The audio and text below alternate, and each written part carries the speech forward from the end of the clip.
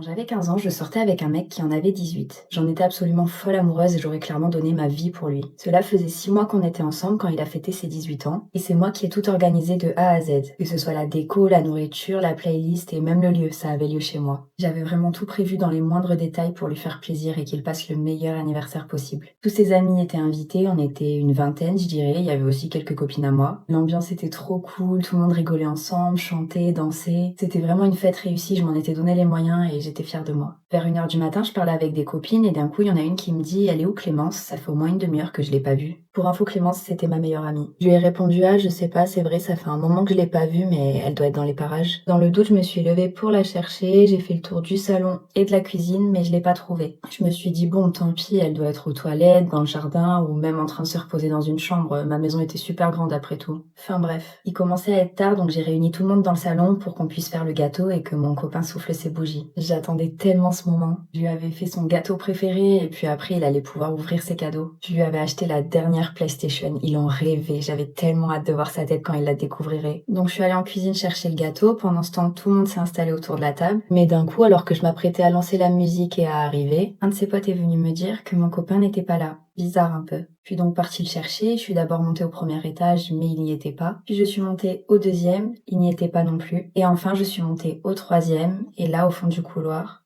j'ai vu que ma chambre était allumée.